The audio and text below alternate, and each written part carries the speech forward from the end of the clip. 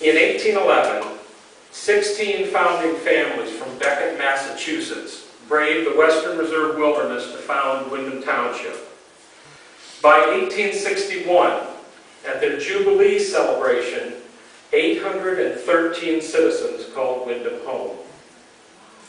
Less than 6 years later, 117 of them would have served the North in the war between the states, and 17 of them would have their names inscribed on that tragically beautiful monument on the village green, having given the ultimate sacrifice for something bigger than their quiet lives in a rustic Ohio village. Now, Windham had never been a hotbed of abolitionist fever.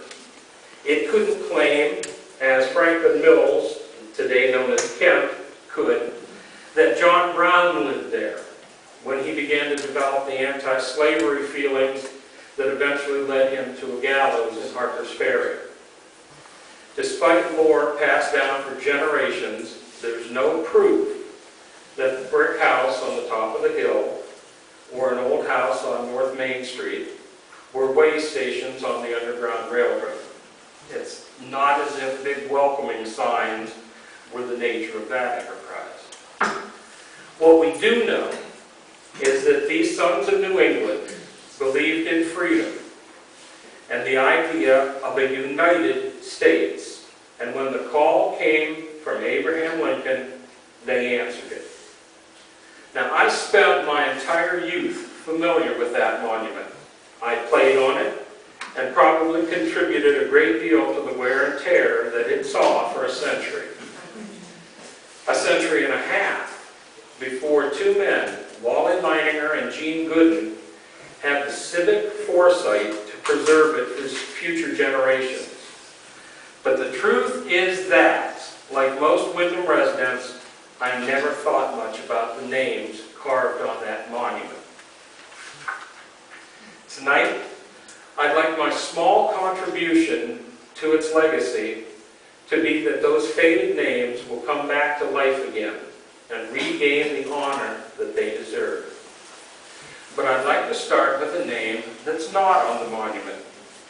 To the best of my knowledge, Windham had only one person who was ever elected to the Congress of the United States. It had only one man who served as a major in the Civil War. And it has only one man who shared a distant grandfather with Microsoft founder Bill Gates. That man's name is Loren Dewey Woodworth, and he's buried in almost the exact center of Windham Cemetery under a modest tombstone. What a team.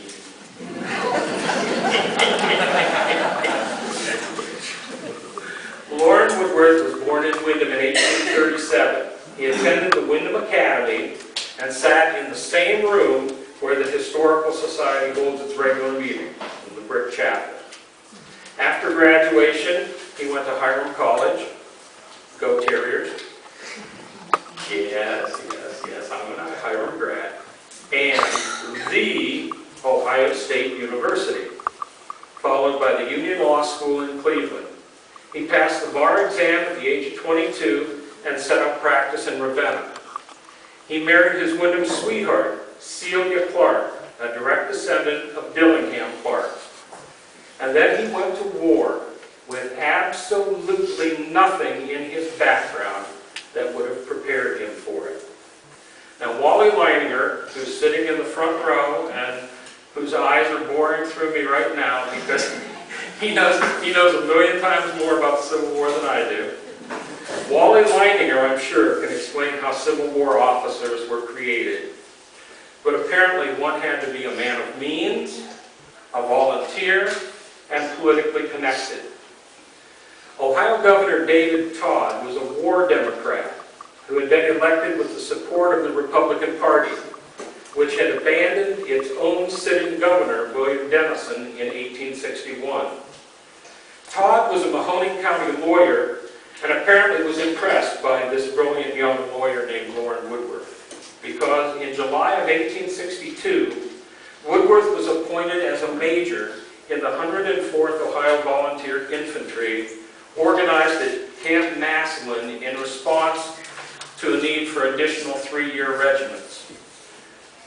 And that is his actual commission right there. I found it in a museum in Youngstown. The 104th Ohio would eventually boast 6 men awarded the Medal of Honor for gallantry in battle. Loren Dewey Woodworth was not one of them. In fact, he was only a major for 5 months. The fact that he was even alive in December of 1862 is a miracle. Soon after the formation of the 104th, they had marched to Covington, Kentucky to assist in the defense of Cincinnati against a threatened Confederate invasion by General Edmund Smith. Woodworth led his men in a minor skirmish against the rebels at Fort Mitchell, Kentucky. And that's where Loren Woodworth got sick. The disease he caught was the most prevalent of the war, dysentery, a nasty disease that dehydrates its victims from both ends. Almost a quarter of the Union deaths during the war were caused by dysentery. Today, it's easily controlled by rehydration and antibiotics. In December of 1962, though, Loren Woodworth was sent home to die. Woodworth was enfeebled by the disease for 3 years, and by 1865, an acquaintance wrote that he was a mere skeleton, staggering around in his old army overcoat, expected to die at any moment. But a change arrived in the person of his brother Milton, another Windham boy, an army doctor who had an unfortunate love affair with corn liquor. At the end of the war, Milton returned to Youngstown, where Loren had moved, and nursed him back to health, with the only permanent damage being blindness in one eye, which you can see on that side of the screen. Milton wasn't so lucky himself. He died after being committed to an asylum for alcoholics. In less than a year, Loren Woodworth felt strong enough to speak at a ceremony that touched his life closely. He was the main speaker at the dedication ceremony of the monument on the village green in his hometown of Windham, Ohio, on July 4th, 1866. He built up his law practice and was elected to the Ohio Senate, where he sponsored one of the first mine safety laws in the United States. After an unsuccessful bid as Ohio Lieutenant Governor, he ran for James A. Garfield's old congressional seat and was easily elected twice. In his race for his 3rd term, however, he was unseated in the primary by future President William McKinley in an election riddled with fraud, which tended to be the trademark of McKinley's campaign manager named Mark Hanna. Woodworth retired to a career as a lawyer with such success that a small town in Mahoning County was named after him. He was much loved in his neighborhood, entertaining local children with stories of a close friend that he had made while he was in Washington, a colorful self-promoter named Buffalo Bill Cody. Loren Woodworth lived almost until the turn of the 20th century. But 17 other Windham boys were not that lucky. And one of them had actually served under Major Loren Woodworth.